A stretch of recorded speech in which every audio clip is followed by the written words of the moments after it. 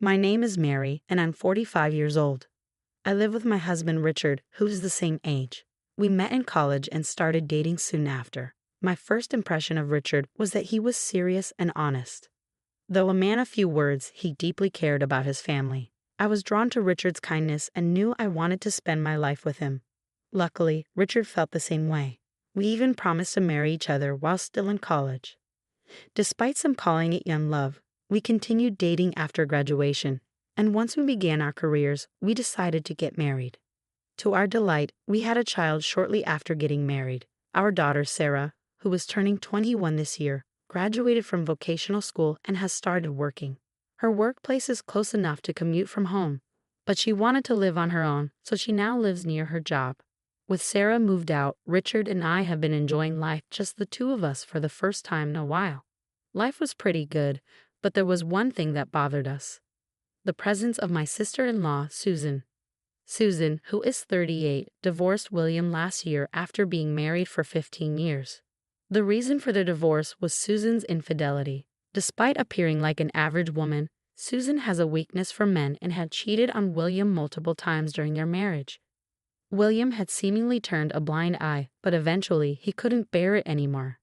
He collected evidence of her affairs and confronted her with divorce papers through lawyers. Susan didn't have a chance. William even demanded a large sum of alimony from Susan's lover, David, which led to the divorce. What surprised me the most was what happened next. Unbelievably, Susan decided to remarry, this time with David. We found out about her remarriage when we received the wedding invitation. Knowing about Susan's infidelity was messing with my head. Susan, are you really going through with this wedding? Everyone knows about your affair with David. Are you sure about this? Richard, who has always doted on Susan, thinks her remarrying David is cause for celebration. But I couldn't help thinking about William, who got cheated on. Poor guy. And Susan has even more issues to deal with, issues that would soon come crashing down on us. One day, Richard got a call from Susan. Yeah, what? Are you okay? We can't tell what's going on over the phone. Come over now. Richard sounded frantic. After hanging up, he looked deeply concerned. Susan was crying on the phone and seemed too distraught to explain, so I invited her over. Richard's serious expression told me this wasn't something to take lightly. I felt uneasy, wondering what could have happened to Susan, who was supposed to be getting married in 2 months. About an hour after hanging up, Susan arrived at our place, sweating bullets. You could tell she was really stressed out. Welcome, come on in, Richard said. Mary, help me. As soon as she entered the house, it was clear Susan was panicking. Hey, calm down, Richard said, seeing the frantic Susan on the sofa and offering her some coffee. Susan gulped down the coffee and let out a deep sigh, trying to calm herself. What's got you so worked up? I asked. As I looked into Susan's face, she started to break down in tears. Richard, shocked, rushed to console her. It's okay. Can you tell us what is going on? Yeah, okay, Susan said. After shedding some tears, she drank another cup of coffee before she started talking. The thing is, I need your advice about the upcoming wedding. Wait, are you canceling the wedding? Why on earth would you do that? Richard interrupted. No, that's not it. Well, it's not it, Susan stammered. What are you trying to say? Richard asked. It seemed like Susan was trying to figure out how to explain. She hung her head and remained silent for a while. You have to tell us or we can't help. If there's something we can do, we will, Richard encouraged. Susan finally spoke the truth. The truth is, I may not be able to afford the wedding and the honeymoon. What? I was flabbergasted. All that panic, and she was worried about money? Richard turned to Susan. So let me get this straight, you're saying the wedding and the trip might be off because you can't secure the funds. Yeah, Susan replied. You work, don't you? And doesn't David have any savings? It's not that we don't have any, Susan explained. It's just that we spent it all on our divorces. We had to pay William alimony, so we can't afford the wedding or the trip. I was at a loss for words, incredulous that Susan would speak so casually about such a foolish decision. So the point of discussion is, we were hoping to borrow the money for the wedding and the trip from you two, she continued. Richard listened to Susan and furrowed his brow. Clearly, he found this whole situation ridiculous as well. After a sigh, he spoke. Oh, is that all? Well, we have some savings. We can lend you that much. What? I couldn't believe what I was hearing. You're lending it to them. Of course it would be heartless to refuse Susan, right? He continued. You don't have to pay us back. He added, turning to me, Mary, you said you have been saving for our parents' care, right? We can lend them the money from that. Richard proposed to lend the money from my savings, not his. No, that money is for my parents. I can't just give it away. Susan broke down crying again, and Richard rushed to comfort her. What's wrong with you, not helping Susan in a time like this? How much do you need, Susan? It's $30,000 total. $30,000? My parents are already over 75. Though they're still healthy, they will need care soon. Being an only child, I had been saving for this purpose. Even after having children, I never quit my job and have saved up money alongside educational funds. I had no desire to use this money for Susan. We'll be using Mary's $30,000 savings for Susan's wedding and honeymoon, Richard stated. I told you, that money is for my parents' care. I continued to adamantly refuse. Richard finally lost his temper. Not helping Susan is crazy. Those who have should give. Then why don't you give it? I retorted. I bought this house. I don't have savings. The house was bought with both our salaries and on a mortgage. That's no reason. What about Sarah's educational expenses? I pressed. We split that too. And by the way, we have split all living expenses so far. Did you forget? At a loss for words, Richard clenched his fists, his face beat red. I suddenly realized that Richard hadn't been saving any money at all. We had been keeping our finances separate since we got married, so I had no idea. Just give me the money, no questions asked. If you don't get it, then forget it. Richard spat out those words and stormed off to his room. I was left alone with Susan in the living room, not knowing what to do. Mary, do we really have to go without the money? Susan looked at me with teary eyes, but that wouldn't work on me. Sorry, you'll have to figure it out yourselves, I said, avoiding further conversation to keep things from getting more complicated. An awkward silence filled the room. Susan seemed to be waiting for me to give in, showing no signs of leaving. After some time, Richard finally emerged from his room holding a piece of paper. I printed out divorce papers. If you won't help Susan financially, then let's divorce. I've already signed them. It's up to you now, Mary. Richard was out of breath, clearly riled up. If we divorce, you will lose this house, Mary. You think a 45-year-old divorcee can easily find a place to live. Richard was looking down on me, confident I wouldn't go through with it. Seeing Richard's arrogance and Susan's irresponsibility, something inside me snapped. You want a divorce because I won't give Susan money?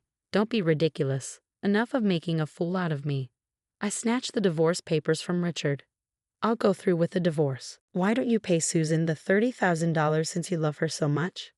My yelling left Richard frozen in surprise.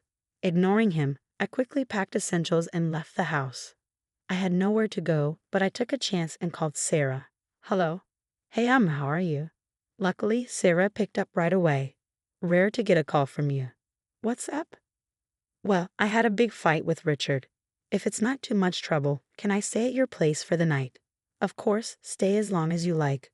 Oh, could you make some of your buffalo chicken wings? It's been a while. Sarah loves the buffalo chicken wings I make. Thanks, I'll make a ton of them. I headed to the supermarket to buy ingredients and then drove to Sarah's apartment. After a 30-minute drive, I'd arrived at Sarah's place. As I started cooking in the kitchen, Sarah awkwardly approached me from behind. What did Dad say to make you consider leaving home? Not wanting to worry Sarah, I replied vaguely. Well, just some stuff. Did? Oh, Mom noticed something. I froze at Sarah's words. What are you talking about? Never mind. Sarah quickly looked away, flustered. I had an instinct that I needed to know what Sarah was getting at. Actually, I've been thinking about divorcing Dad. He said some awful things. Do you know something about it too? The moment the word divorce left my mouth, Sarah's eyes widened. She started talking like a dam had burst. Finally, it's out. Dad is having an affair. I saw him going into a hotel with a younger woman. It made my skin crawl, and that's why I moved out. Sarah's revelation was beyond surprising. I couldn't believe what she was saying and was stunned. An affair? Huh, wait, it wasn't about that. Sarah's face turned pale. She realized she had spoken impulsively. It wasn't about that. but it sounds like something I should know. Can you tell me more? I'm not going to get any more hurt at this point. Well, if Mom says it's okay, I'll talk. Sarah took a seat and started talking about Richard's infidelity. Just before I graduated, I saw Dad when I was out with friends at a pub. He was walking with a woman I didn't recognize, so I followed them. Sarah had goosebumps on her arms. Seeing your own father's infidelity is not something anyone would want to witness. Her revulsion was understandable. Do you have any proof? Yeah, I was so disgusted and angry. I took photos of Dad entering the hotel. When Sarah showed me the pictures, there was Richard arm in arm with a much younger, beautiful woman. Wow, that's really unsettling. I'm sorry I didn't catch on sooner. Sarah shook her head. Actually, I was blackmailed for money by Susan. When I refused, Richard told me to divorce him. If I have this kind of evidence, I'll be the one filing for divorce. Sarah had been keeping this from me all along. She must have been going through a lot. I felt terrible now that I understood why Sarah had moved out. Could you send me those pictures? I have the divorce papers signed by Richard. I'll make sure to get alimony before the divorce is finalized. I'll go with you. I want to give Dad a piece of my mind one last time. Feeling empowered knowing Sarah was on my side, I finally grasped the full picture. It turns out Richard wasn't blaming Susan for her affair because he was cheating too. The moment I realized that, my disdain for him grew exponentially. That night, we drowned our sorrows in a heap of buffalo chicken wings and a good deal of venting about Richard. Far from being upset, Sarah seemed almost pleased at the idea of Richard no longer being in our lives. Then the weekend rolled around and Sarah and I went over to where Richard was staying. So you have finally come back, he sneered. We returned to find our home in shambles. Richard, never one for housework, hadn't bothered to clean or cook. Half-eaten instant noodles and snack wrappers were strewn all over the place. We're back, but what a mess. How can anyone live like this? Sarah said, visibly annoyed. How dare you talk to your parent like that? Richard snapped. Well, you won't be my parent much longer, will you? Sarah shot back, even more irritated. I have already told Sarah I have filled out the divorce papers. All that's left is to file them, I stated firmly. You really think you can actually divorce me? Richard challenged. I do, but first, there's something I need to confirm with you, I said. Richard, Sarah, and I sat down on the sofa. The table in front of us was dirty, which only made me feel more uncomfortable. Confirm what? Take a look at this. I showed Richard a picture Sarah had sent me. As he looked at the screen on my phone, his face went white. This is, he stammered. The picture showed Richard entering a hotel with another woman, leaving no room for excuses. That woman works for me. She wasn't feeling well, and we were just taking a break. You're not going to assume this is cheating, are you? Richard tried to wiggle his way out with a lame excuse. Assume. I took the photo right before you entered the hotel. She was laughing and didn't seem sick to me, Sarah said. I'll give you the divorce you want, but you will have to pay the alimony decided in court, I declared. I can't afford to pay alimony. I have to give money to Susan too, Richard protested. My disappointment in Richard, who was still prioritizing Susan even now, reached new heights. Then work hard to afford both. From now on, we'll talk through lawyers, so don't contact us again. I don't need a cheating dad. Please get out of my sight, Sarah added. We were just about to leave the house when we heard Richard's desperate plea. Wait, you've got it all wrong. Please wait. He came chasing after us. Think about it, Mary. If we get divorced, you're going to lose the house, right? You would just be causing yourself trouble.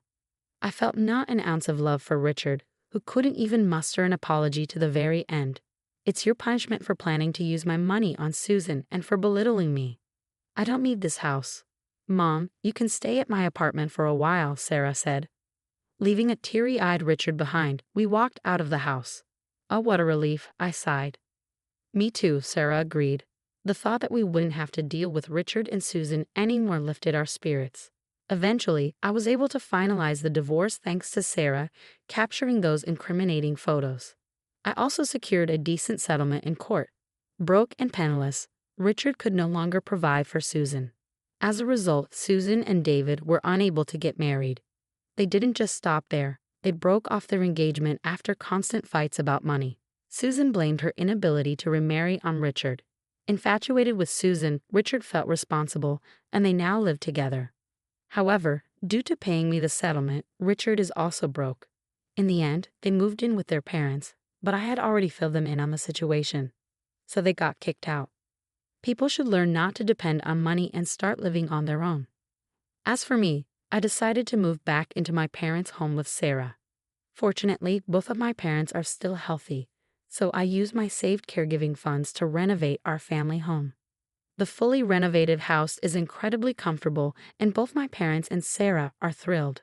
I plan to keep working hard to maintain a simple